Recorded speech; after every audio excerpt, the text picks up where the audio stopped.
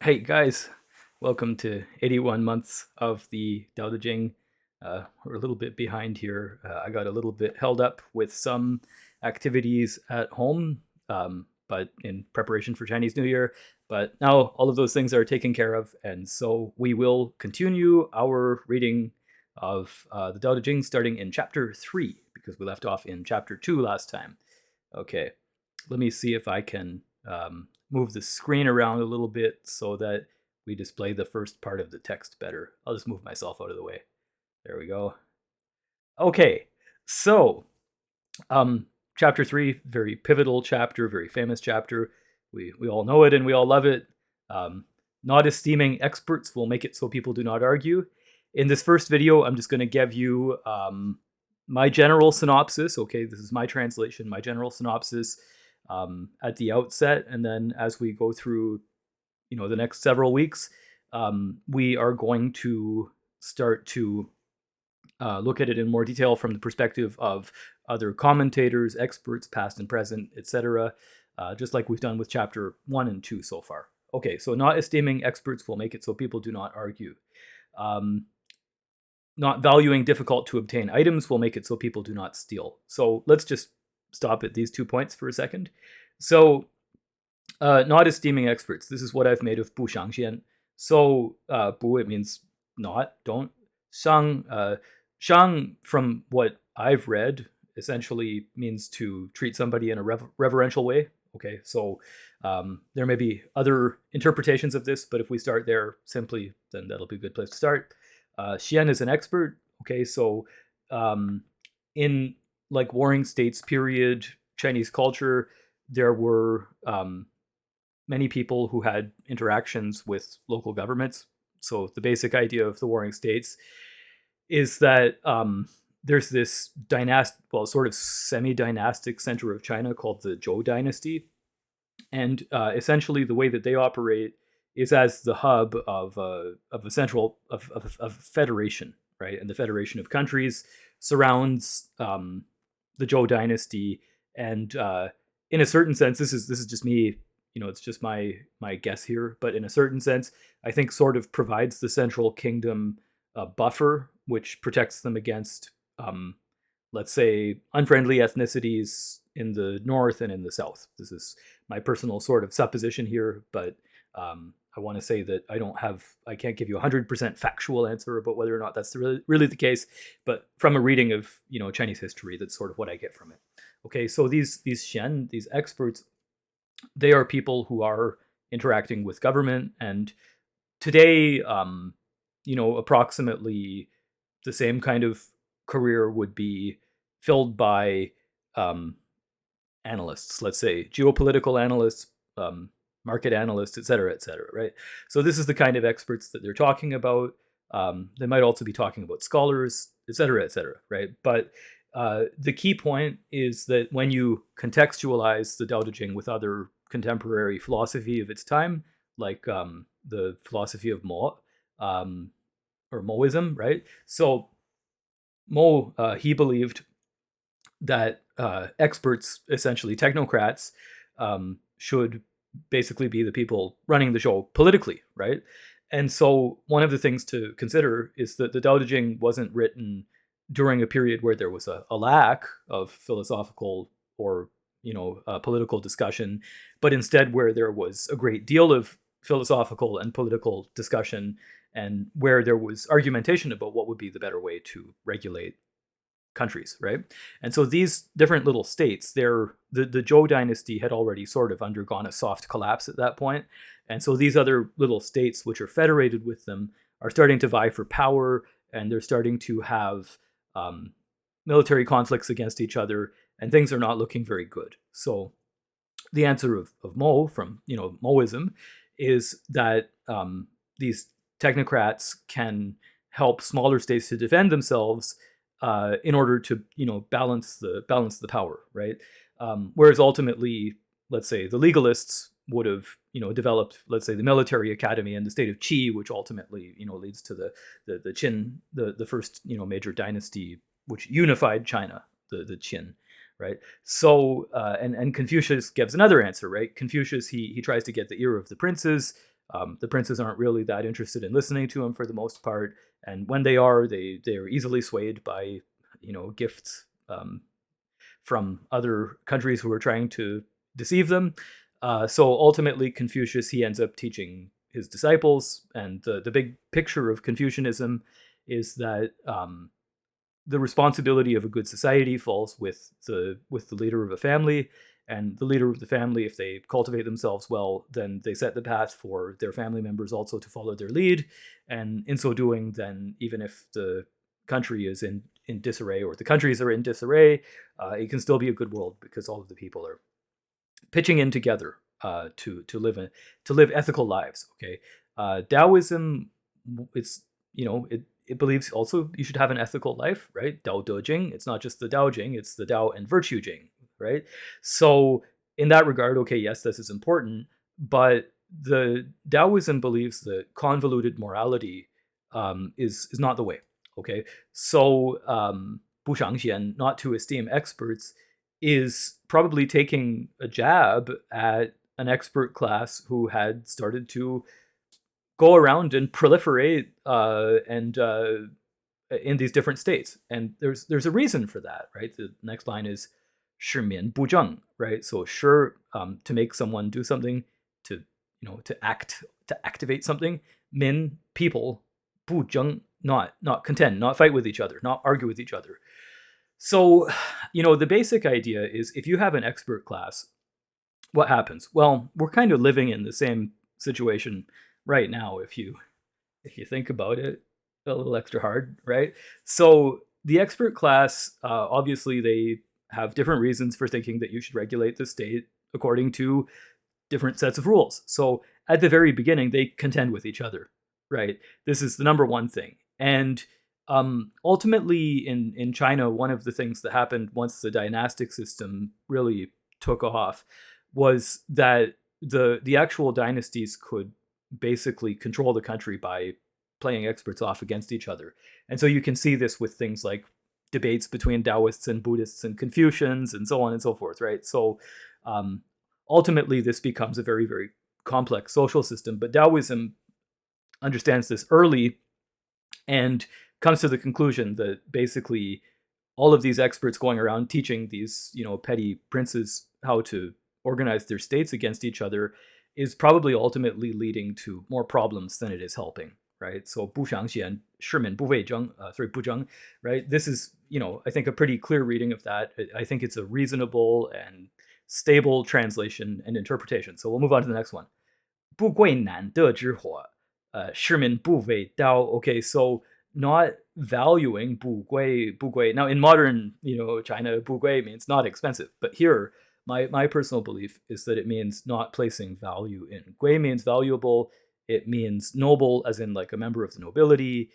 It means expensive, right? There's a number of different possible meanings, but my impression is that it probably means not valuing. 难得means difficult to obtain. 知货, okay, 知 is like a modal. It's like a particle basically that indicates like of or apostrophe s or this kind of thing. 货 means basically commercial items, okay, commercial items. So in modern China, just as an example, if you go to a smaller town, rather than having a bianli dian, rather than having a convenience store, they have a 杂货店. 杂货店 is a 杂货 means assorted commercial items, okay? So 不贵难得之货, not putting great value in difficult to obtain items. 市民不为盗, it will make it so that people don't steal, they don't plunder, they don't thief, right? So again, the basic idea here is that it's not about people, everybody having jade and gold and all these wonderful, difficult to get things. This is really, the Dao De Jing is really a mirror for princes in a certain regard, right? Like, a mirror for princes is like, the Machiavelli, the prince is a mirror for princes. Now Machiavelli, he's a pretty harsh dude, but nevertheless, right? This is the same kind of basic idea. So in that regard, right, the Dao De Jing is saying to us, I mean, look, you guys who are in power, who are reading this text, if you put too much stock in valuable items and expensive items, this is going to influence people to do unjust things to get them for you, right? The people who bring the items to you are given an incentive. Now, this is not just my reading, okay? This is Huang Yuanji's reading, actually. He says that in his chapter 3 of Dao De Jing Chanwei, which is the only Dao De Jing annotation dealing specifically with internal alchemy. So in that regard, right, we have this this particular sort of relationship to material things, right? You have people bringing valuable items to the leaders, and this means that they have to get them from somewhere, right? Now, again, if you want like a contemporary example of this, right, think about the environmental degradation that comes with, setting up a civilization full of factories where natural resources are constantly extracted and the earth isn't well taken care of, right? We knew about that as far back as like the 19th century, right? In Europe and in North America, even up until like the 1970s, right? Why is it that ultimately there's less large scale mining of various different things, right? Why do we outsource this so other people can pollute their own countries with it rather than us having to pollute our countries with it? You get the idea. Okay, so that one again, pretty easy to understand. The third one, 不见可与视心不乱. Okay, so not coming into contact, not seeing that which can be desired, will make it so the heart is not chaotic. The heart doesn't become disorderly. What it means is that if you are exposing yourself to those things which you desire that are pathogenic desires, right? So the Dao De Jing thinks that what you should desire is basically what is sufficient, right? 知足, you'll see in a later chapter, knowing sufficiency. But if you pathogenically desire after many things, it's better that you shouldn't expose yourself to those things, and then your heart will not become disturbed. I gotta say, this is really, I think, really true, okay? Everybody has their own different desire problem. And if it becomes a problem, right, then you have to cut it out. So this is the basic underlying premise here. Otherwise, you will be disturbed and bad things will come to you, and it all starts in your own mind. Okay, so this is the basic idea. I'd also like to mention that in the Dao De Jing, in the the older versions of the text, Xin, heart, probably doesn't refer to like the spiritual, axis where there's a Li trigram and yin inside of yang and so on. Heart, I think in the Dao De Jing basically just means your mind. Because it's a very old document, right? So they hadn't created this theory that would later show up in other variations of Taoism, like internal alchemy. Okay, so next. Wait a minute. Let's just do one thing here, okay? Let's sum this part up. The basic context of the text is, if you want things to operate smoothly, it is important that you're, as a leader, if you're a leader, right, when this is the people they're talking to are the leaders of these countries, maybe even just one country, right? If you are a leader, it is better that you should restrain your mind, right, and don't allow yourself to want too much. So in the regard that you're dealing with people of expertise, it's probably better that you are circumspect. It does not say that you can't have experts. It says not esteeming experts, right? So if you take the experts too seriously, this is going to lead to problems, right? So when you read the Dao De Jing, you have to, there's a number of things you need to do in order to understand the big message, okay? Number one, the message of the Dao De Jing can be understood at different levels, right? It can be understood in a relatively superficial way, which is fine. That's a good way to understand it. And it can be understood at different layers of depth and applied to different topics. So this is the first challenge. But one of the things that is very common in Dao De Jing readership on the internet anyway, and I have to admit I'm a little bit terminally online, but is that people get very, very dedicated to a sort of stubborn theory of the Dao De Jing, like experts are bad across the board. This is, maybe you could make that argument, okay? But in this chapter in particular, what it says is don't esteem experts, right? Shang, from the annotations that I've read, the basic meaning is that you venerate them, right? So in this sense, let's say that a good advice to a leader of a country is to be circumspect when you deal with experts, right? Or another one would be not to excessively um, give status to experts of a particular opinion that you're attached to, right? These are all things that you could read into it that are not said specifically in the text. But I do believe that there's value in that, okay? So then going on to the next one, right? So don't be chasing after hoarding all the material wealth for yourself. Otherwise, this is going to cause people to do bad things to bring it to you. But the other thing is, if their resources are depleted, and there is a really good argument for this one in the Dao De Jing, okay? If the resources of the people are depleted, they will start to act in perverse ways, and then you'll have no choice but to use the soldiers, right? You don't want to use the soldiers on the people. You should love the people. Therefore, you want to make sure that as the leader, you're not creating perverse incentives for people by taking away their material resources so that you can celebrate and have a good time. And in Chinese history, there is a lot of history of this particular kind of problem of, kings and emperors becoming really excessive. And a good example of that would be the Shang dynasty. The story is that at the end of the Shang dynasty, the last Shang emperor had a wine lake and a meat garden. So he would hang the meat from these trees inside of this man-made garden, and he would row across the wine lake with his concubines, getting drunk, and then eat the meat off the trees in the meat garden.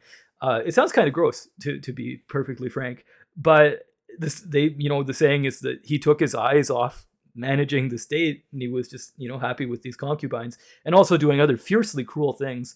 That this made it possible for the Zhou dynasty to come in and push them out of power, right? So this kind of idea of not being excessive is really deeply baked into Chinese philosophy because they could see it in the world around them, right? And so it's one of the reasons why this kind of motif came out in Chinese civilization. It's very cool, and we have similar things, right? In the West or in Christendom or whatever civilization that you're from originally, right? We all have similar things.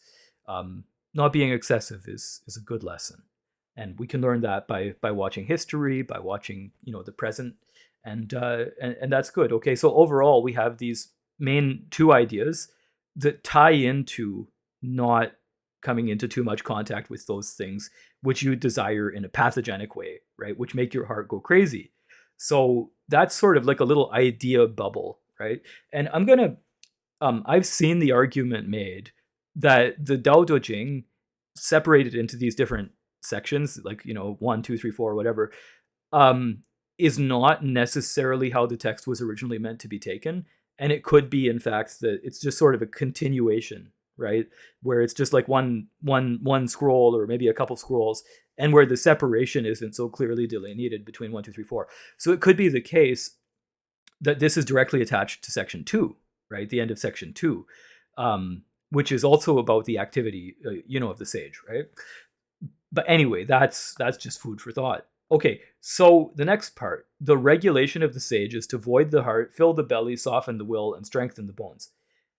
My belief, personally, is that when the Dao De Jing was originally written, the sage is an ethically enlightened leader. Okay, this is my personal belief. And that is something which continued throughout Confucian culture, etc. Sage is a big deal in medieval Chinese culture. Okay, so the regulation. The regulation, jur, means to regulate according to law, right? But these are interesting regulations. They're a little bit different from, laws about various different things, right? Whatever. What constitutes a crime and what doesn't, right?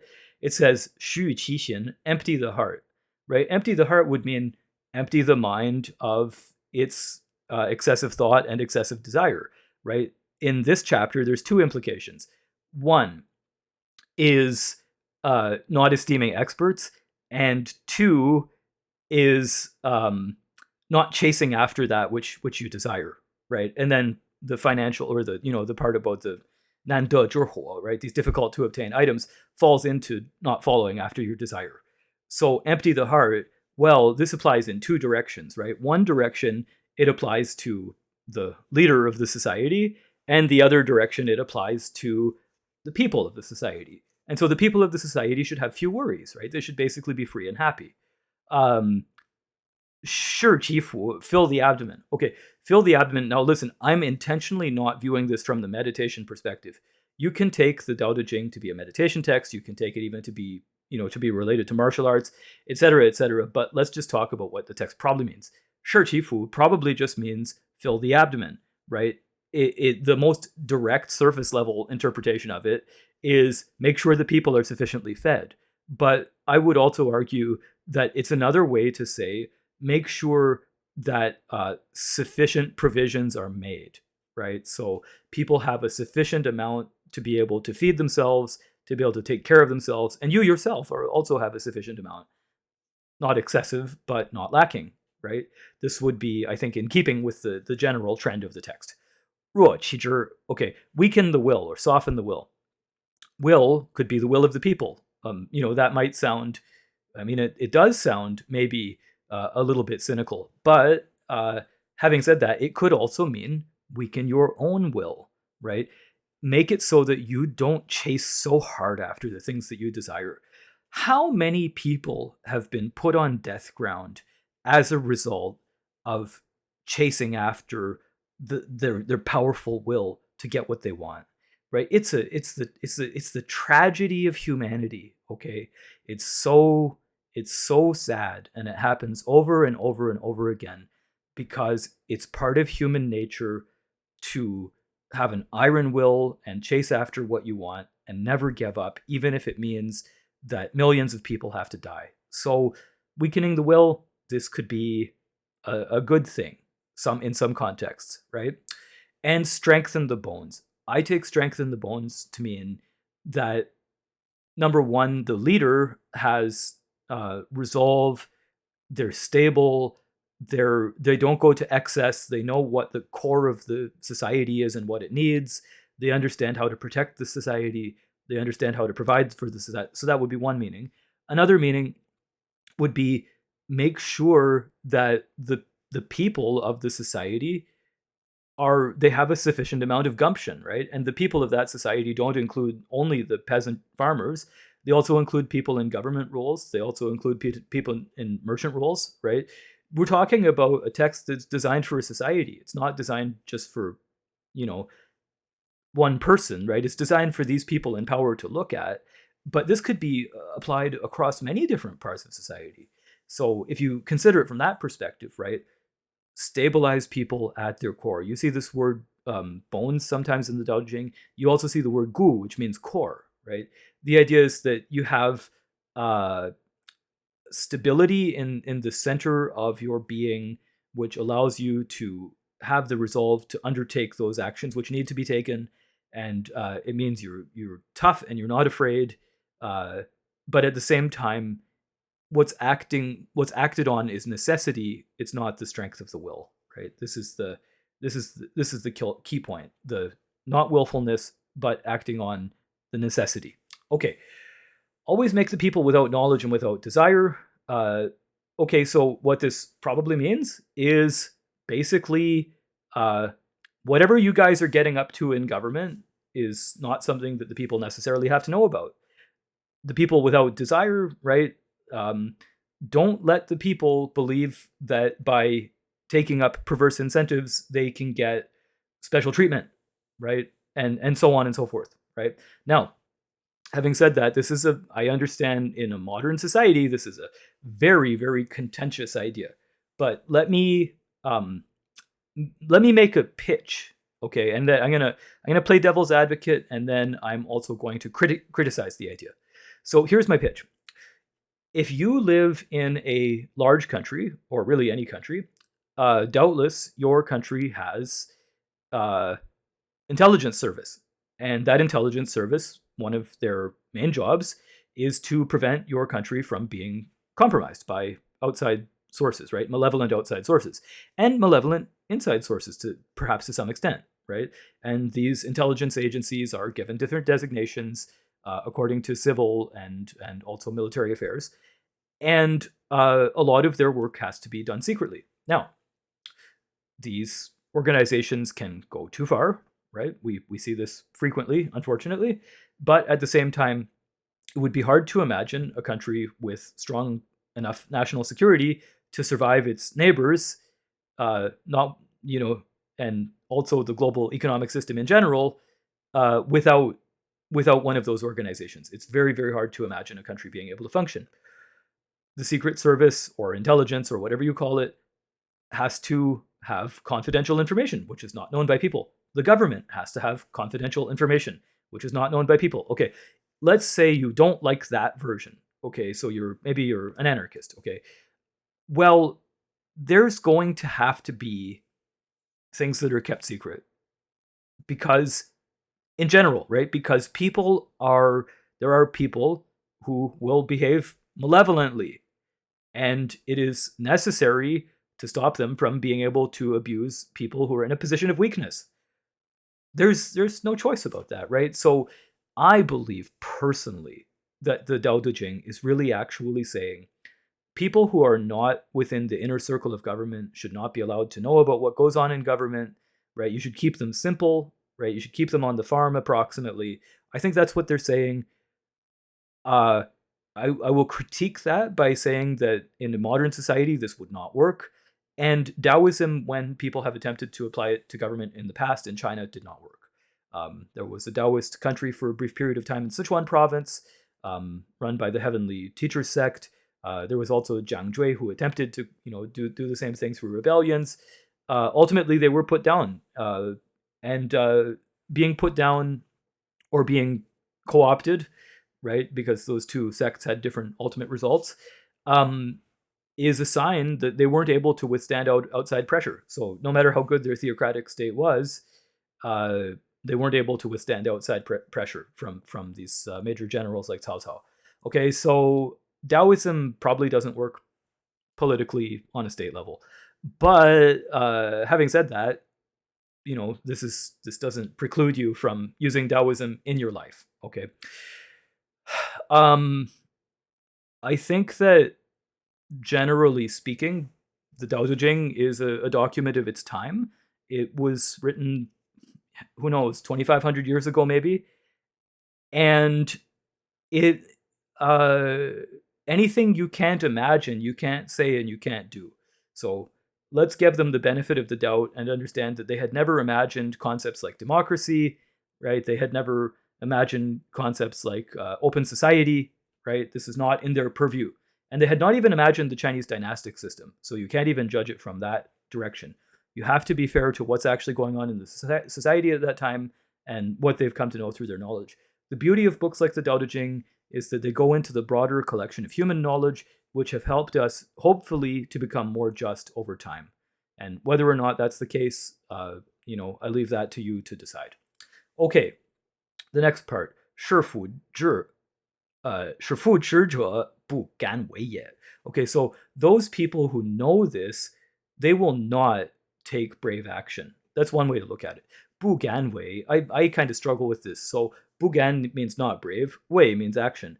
But you could say they don't take brave action, or you could say they're not so brave as to put their motive into something. But basically the meaning is those rulers who understand this concept, they don't try to make big moves on the people, right? What they do instead is the next line, 为无为，自无不知. Acting without action means nothing goes unregulated. So over the course of the Dao De Jing, this idea gets unfolded. But the basic concept is non-action doesn't mean that you just, you're completely blind and deaf and there's nothing going on, right? You let things unfold, and when you make decisions, you make them based on your knowledge of what's actually happening at the time, and then the action that you take, you do it in a careful way, and it's very slight, and so it has a benefit on society, but it doesn't come from you muscling society, right? 为无为, acting without action, is the action that's hidden inside of non-action, right? The people don't know why their lives are good. You've gone to the effort of getting your soldiers to help them weed their fields, right? They don't know precisely why that's the case. There was this mobilization. They like the soldiers, right? They're their family and friends anyway, right? these kind of ideas, which by the way is extracted from a later chapter of the Dao De Jing, right? So these kind of ideas are wei wu wei, acting without action, right? You don't have to go out and, bully the people to give up their crops to you. They'll be happy to because they have surplus, right? That's the basic idea. Okay, 这无不止. Okay, then nothing goes unregulated, right? The idea is if you understand the subtlety of using non-action, then you can basically establish a pretty decent life. And in, the context of the Dao De Jing, a pretty decent kingdom. In the context of us, if you understand that non-action isn't static, then you can do a lot with it. But you have to learn how to practice non-action in your life. It doesn't just mean lying down and doing nothing, right? It means when things unfold, then take some, if you have the luxury of taking some time with them, get acquainted with what's going on. Then the action that you take can be relatively less than if you ran to try to catch it when it was spilling, when it was already full, which, by the way, is another idea from the Dao De Jing, right? So if you can see the general trajectory of things, you would know when to act in order to stop things from going wrong. You would know when to act in order to make things go right. Can you do it all? No, I'm sorry. There's nobody that does this perfectly, right? But generally speaking, if you are present and you get a sense of the, let's say, the cycle of the seasons, how human behavior changes in different seasons, so on and so forth, right? Those just being general ideas, but right, important ones, then ultimately you would know how to act so that things are smoother. And then things are regulated seemingly spontaneously, right? They don't require you to have a massive crisis every time you need to get something done. So that's my reading, provisionally, of chapter 3. But we're going to come back, right? For a few weeks, we're going to come back and we're going to keep reading it. And we are going to see what some commentaries say and try to take some other lessons from chapter 3 in order to make our understanding of the Dao De Jing more substantial.